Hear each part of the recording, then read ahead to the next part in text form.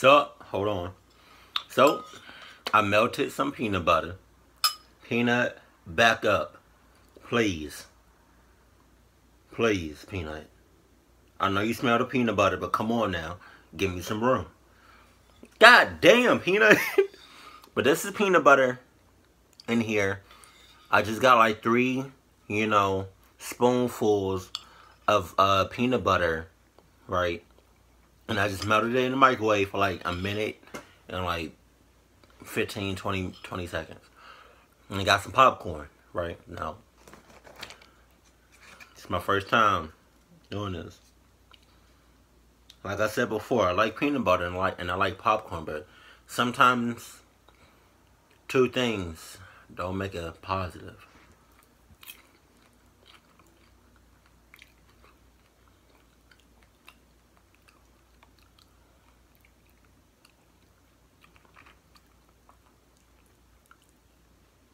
I got mixed feelings about it. It's okay because me as a person, I mix a lot of different shits together. Sometimes it's good, sometimes it's not. Sometimes it's just alright. It's okay. Like this is okay. It's not, it's not awesome. It's not good. But I just want to let you know that. Alright? Now, let's start the video. Go. One evening, about 8 years ago, it was pouring outside and we get a call from an elderly woman. She called in and said that she was hearing footsteps in her house and she thought there was a ghost inside because she regularly heard the sound of someone walking upstairs. Wow. But she lived alone. We went there just to check it out and make sure everything was okay. She stayed on the line with the 911 operator because she was really scared. About 3 minutes after she initially called in, she said that there was actually a man standing outside in her backyard, staring at her through her sliding glass door. Wow. Petrified, the woman froze in that spot and continued to stare directly at the man. For the next minute or two, she said that he was just standing there, still as could be, staring at her. Eventually, the man took off out of sight. When we arrived, about 12 minutes after the call first came in, we went to the front door. I remained in the foyer with the woman, and the other officer went to the backyard to see if the man was still hiding out or if there were any traces of him. I spoke with her for several minutes until the other officer returned. He said that there was no trace of anyone having been in the backyard. We set off to do a quick sweep before we left to make sure the house was all clear.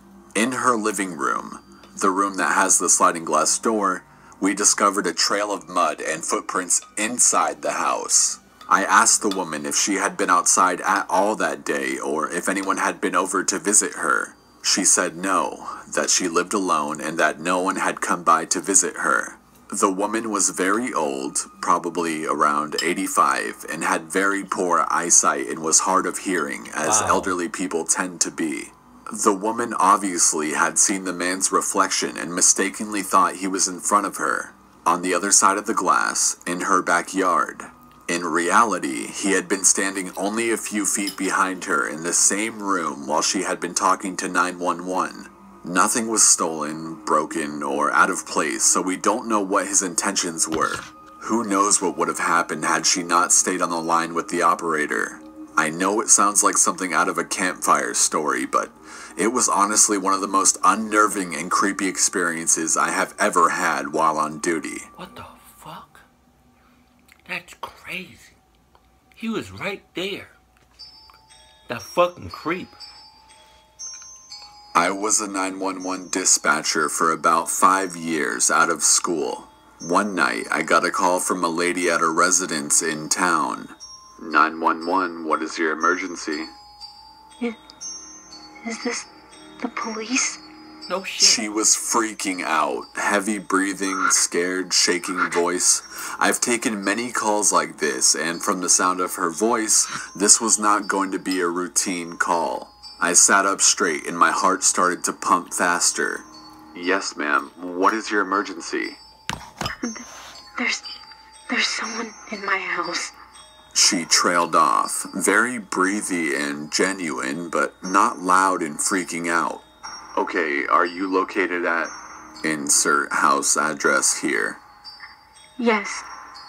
I dispatched the cars to start heading over to the address, and I don't give a reason yet.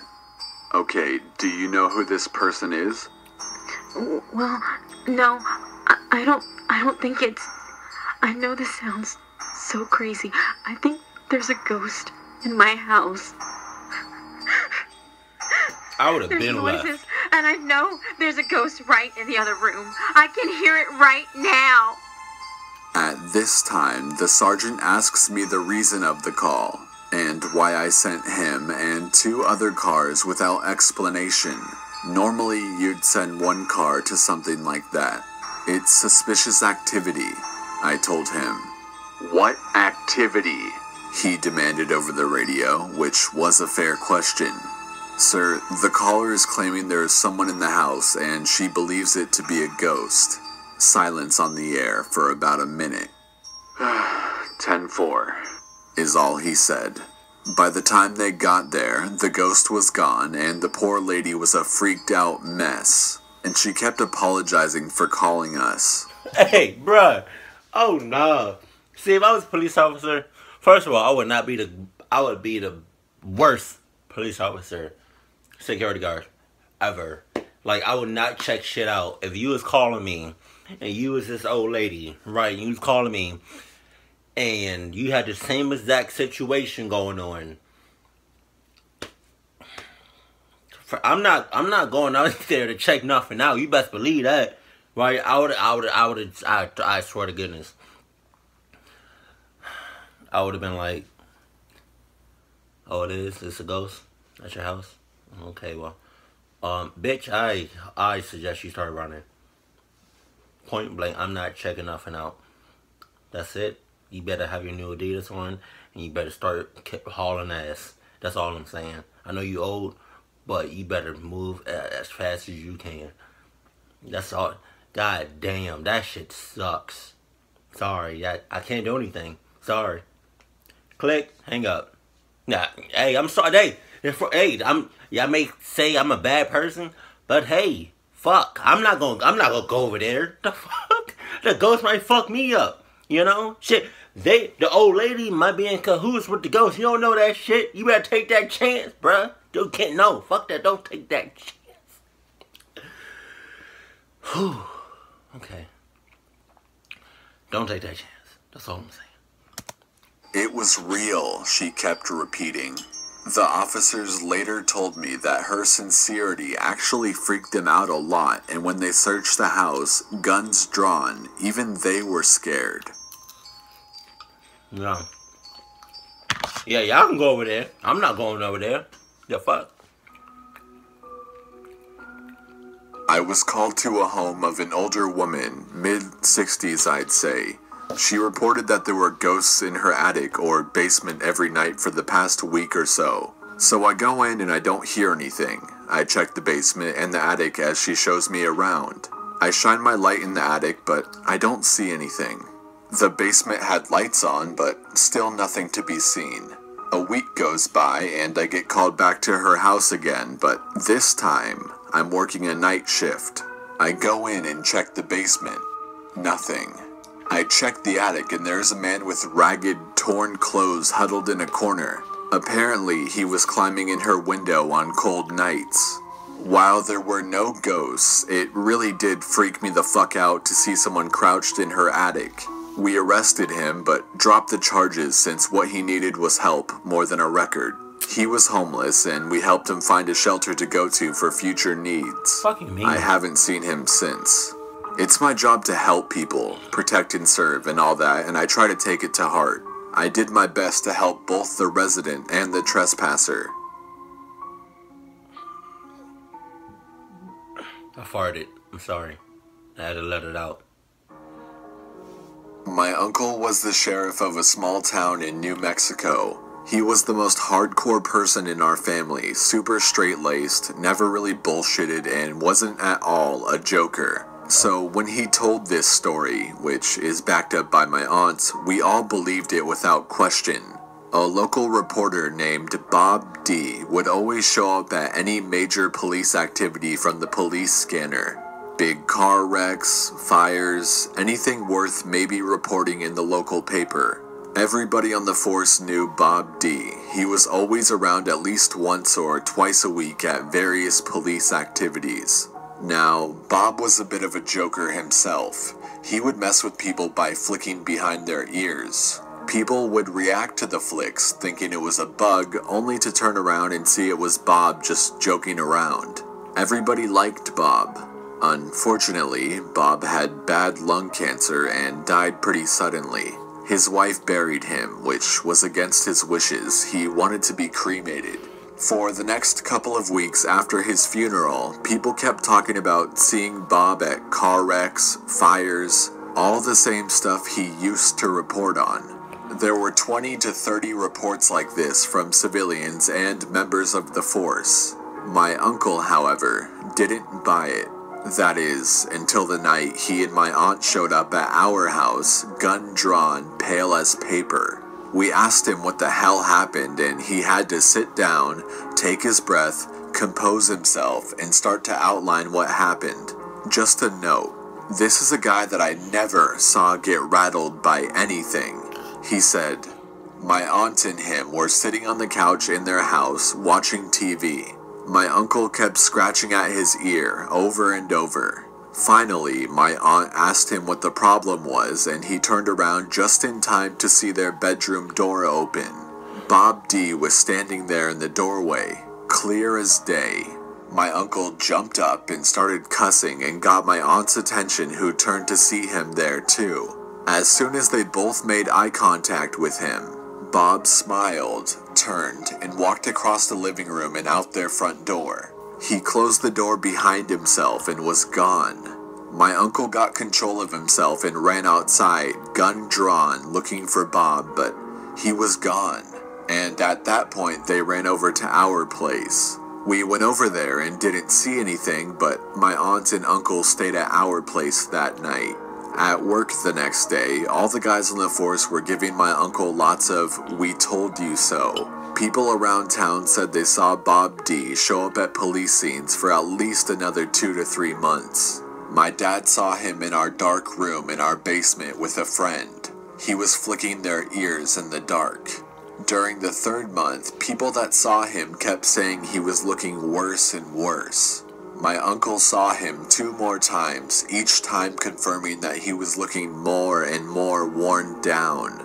My dad concluded that he was decomposing and his ghost was reflecting that process. Now, every time my ear itches, I get goosebumps. Makes sense.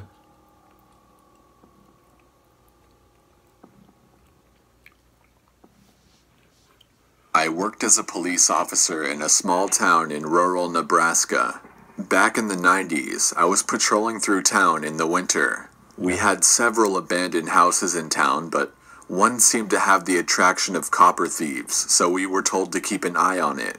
I drove by it around 7 p.m. Since it sat on a corner lot, I had a clear view of all 4 sides of the house. As I drove around the corner, nothing looks out of the ordinary. About 2 hours later, I drive by again and the back door is wide open. I know that the back door was not open when I drove by it earlier. Looking at the snow on the ground around the house, there were no footprints. So I think, what the hell? I call dispatch, tell them I'm investigating an open door at that address, and ask for a county sheriff to start my way. I walk to the open door, pull out my flashlight, and shine it inside. The house has obviously been gutted for the most part. The plaster walls have been torn down, debris pile everywhere. Since there were no footprints in the snow around the door other than mine, and with all that dust on the floor not showing any footprints, I chalk it up to the wind, or maybe the door just opened on its own. No. I was about to secure the door when I heard a loud thump come from upstairs and what sounded like kids laughing. So I enter the house and yell out, "Police department, come downstairs!" And then I hear more of what sounds like kids playing. I tell dispatch that it sounds like there are kids in the house and start making my way through the kitchen into the living room where the stairs are. all the while cautiously checking the main floor. 2 more times I hear something upstairs, but since I've had no response, I start thinking maybe it's an animal.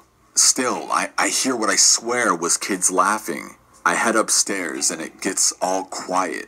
The upstairs is relatively small, with a hallway at the top of the stairs that has 1 bedroom on the right, 1 straight ahead at the end of the hall, and a bedroom on the left. As I get to the top of the stairs, I hear a thump in the bedroom to the left. I carefully peek around the corner, and it's an empty room with a small pile of plaster and wood debris in the middle. No kidding. Sitting on top of the pile of debris was a page torn out of a child's book with a picture of a police officer on it. The hair stood up on the back of my neck. I got out of that room, quickly cleared the other rooms upstairs, and got the fuck out of there. I told dispatch nobody was in the house, I locked the back door, and never went back in there again. Shouldn't have went in there in the first place. Fucking bullshitting. Could've got your shit fucked up. My uncle works for dispatch in my town, and he recently told my family of the weirdest call he's ever gotten. He says that he had received a call from a landline one night, and when he answered it, there was only static on the other end.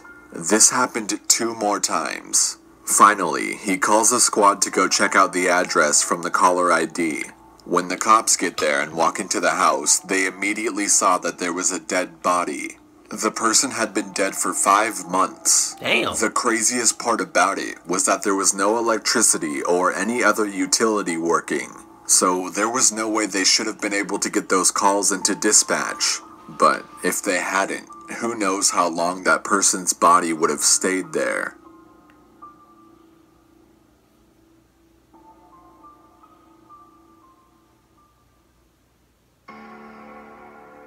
Not my call, but my dad served for 25 years. One night, he gets a call from a woman who says her neighbor has made a pact with the devil. The woman calling is about 35 and a religious wacko. The neighbor called about is about 75 at the time. My dad went over and knocked on the door, and the old lady answers, all happy, nice place decorated the same way for the past 50 years. She invites my dad in without even asking why he came, and makes him some coffee and asks how his day was. Naturally, at this point my dad is wondering what the hell the call was about, but it came clear soon. At some point, my dad realizes he isn't the only person she's talking to, and that this lady thinks her apartment is full of people. My dad thanks her for the coffee, and she tells him to come back at any time. The whole time she was talking, he was writing down the names of the people she was talking to, and he does some research on her when he gets back. Turns out, she was talking to family members who were all dead. She had a daughter, 3 sons, a brother, and a husband, all dead, and she had no family and no friends. She hadn't spoken to another person in years, her groceries were delivered, and she rarely left her apartment. Over the next 19 years, my dad took care of her. My sister and I came over all the time and just sat there and talked with her. She even taught me how to cook. Over the years, she stabilized and stopped talking to her dead relatives. She just needed people to live with. She actually lived until she was about 94, and she died in the guest room of my parents' house, since it had become harder to take care of her from a distance as she got closer to the end. She was like a grandma for us.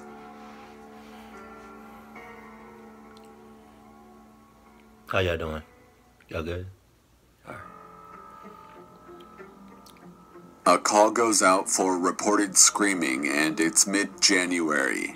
My father and another officer respond to find a known deranged individual. Very long rap sheet, and has been in and out of psychiatric care for years.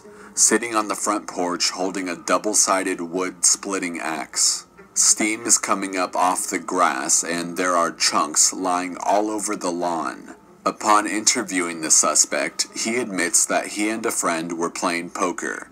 The suspect was losing nearly every hand, and he came to the conclusion that his friend was a haint, which is Southern for ghost, and he was cheating him. The suspect grabbed the axe, chased his friend outside, and hacked him into dozens of pieces, thus causing the warm blood to create steam on the grass. My dad tells the suspect that he needs to get into the police car because it's hate-proof. He said the suspect dropped the axe and sprinted into the back seat while thanking them for helping him. So pretty much my father convinced an axe murderer to get into his cop car because it's ghost-proof. It's a lot of idiots out there. Just saying. I recently started working as a security guard, and one of my first assignments was the graveyard shift at a new housing development outside of town. Over the course of the 3 nights I worked there, I had some pretty bizarre things happen. While doing my patrols through the neighborhood, I would often see people watching me from the upper windows of the vacant houses.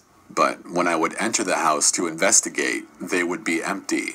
One of the first things on my to-do list when I arrived on site was to go through the 8 model homes next to the real estate office and turn off all the lights and TVs. The first night, things went smoothly, but the following night, as I was making my way through the kitchen of the 4th house, I heard the light switch click and all the lights in the kitchen went out. Oh, okay. It wasn't a power surge or a blown breaker, as all the appliances were still on and all the little green lights underneath the light switches were still lit. A few minutes later, I heard another click and the lights came back on, followed by the lights in the next house going out, but the TV remained on. By the time I made my way to the next house, the lights were back on, but the TV was in standby, which is only possible by hitting the button on the front.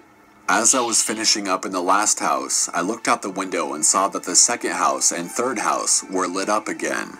The 3rd night, the light situation got weirder. The lights would either turn on or off in a room as I entered it, and in one house, as I entered the kitchen, the hood light over the stove turned on. As I turned to look at it, I heard a series of clicks come from the 2nd floor, as if someone were running through the house turning on all the lights. When I went up there, sure enough, many of the lights I had turned off were back on. In another house, a desk lamp turned itself back on 3 times. What the fuck? Another lamp in the same house that had a dimmer slowly started lighting up right in front of me. Now, for the worst of the events. As I was walking past one of the construction sites. You're still there. You're still there. Like, are you fucking joking me, man? You're still there. How many switches does it take for you to leave the goddamn premises? Bruh, Ryan, what the fuck? You're fucking bullshitting, bruh. Wow. I think I would have hauled ass after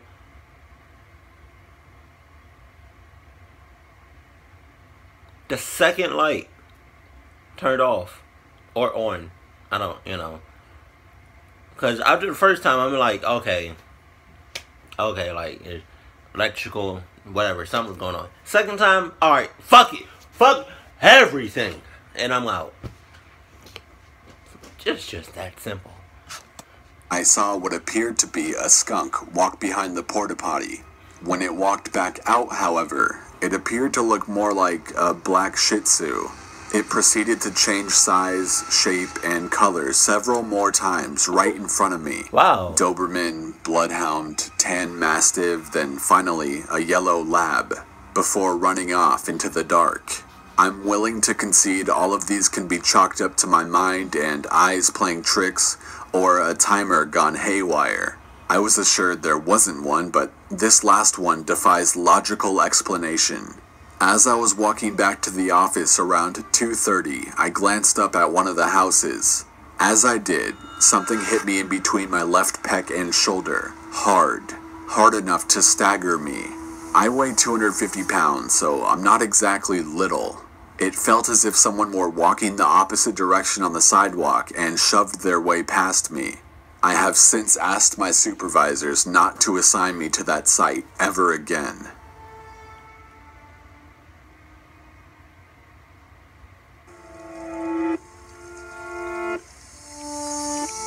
kudos to any police officers, security guards, you know, mall cops, all the rental cops, all them security, like, because I can't be in their shoes, you know.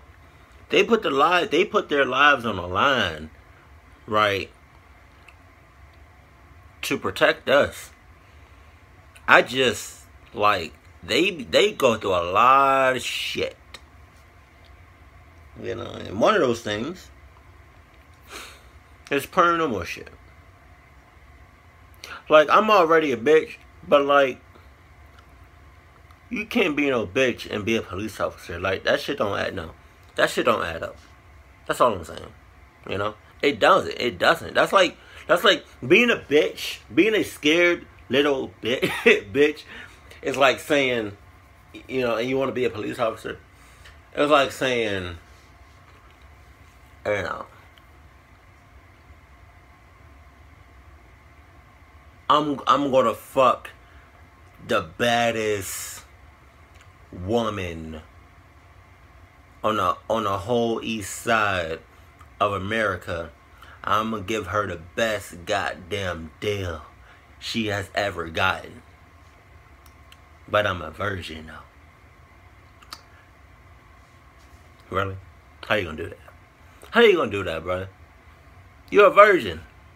How the fuck are you gonna do that? That's like, do you see what I'm coming? Like, come on, do you understand? You know? That's like saying, right, you gonna make breakfast, you know, pancake, sausage, waffles, you know, tall glass of cold, right, orange juice. You gonna make all of that, but it just hit 12 o'clock noon. You can't eat that. You can't. You just can't. Because that's breakfast. Anywhere between 9, right, maybe 8 o'clock in the morning to 11:59 in the morning, that's breakfast. Anytime 12 o'clock to like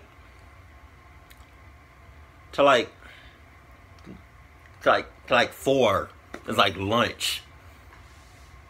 You can't, you know, you can't eat breakfast, right, when it's noon. You just can't do it. Now, mind you, you ever had like, I know I'm getting off of this subject, but you ever had like cereal at night? That's just the best, like late at night. That shit is the best, isn't it? I don't know what it is about it. It's just something about it. It feels so wrong, but it feels so right. That's it. That's what I'm gonna do tonight. I have some Cinnamon Toast Crunch, which is the best goddamn cereal on this goddamn planet, bitch. Right? I'm gonna eat that with some milk, cold ass milk, and a big ass spoon tonight while I watch Riverdale on Netflix. That's my shit right now. Kind of reminds me of 13 Reasons Why, but you know. But yeah. I don't think in this lifetime I will ever be any type of security. I just can't. Because something tells me I'm always going to be a scared little bitch. That's just who I am as a person. Like, you can't fault me on that. I was born like that. You know? Sometimes you can change the way you can change yourself. Sometimes, oh well, hell, maybe I don't want to change myself. Maybe I just want to stay a little bitch, you know. But I'm not little. I'm kind of big. So a big little bit. Does that make any sense? I don't think that makes no sense. Okay. But yeah, shouts out to all the security guards and people out there protecting us, because I know there's people out there like me that get scared so easily. And you know, we can't help ourselves. We can't help ourselves. That's just who we are. We are scared little people. Yeah. Because do not come at me and talk about, oh, Gattor, there's someone in my house, or I'm gonna need you to check some shit out because I'm scared. Well, bitch, if you're scared, then I'm scared too. Like, we're both scared. And you best believe you better have on your new Adidas, because I kind of spit all over the place. But if you don't have, because I'm going to be running. And I really hope you there with me. Because that's all I'm saying. Again, say another motherfucking word, Adam, and I'm going to slice your fucking throat. Shut the fuck up. But hey, keep it cool. Keep it classy, and I love you. Stay happy.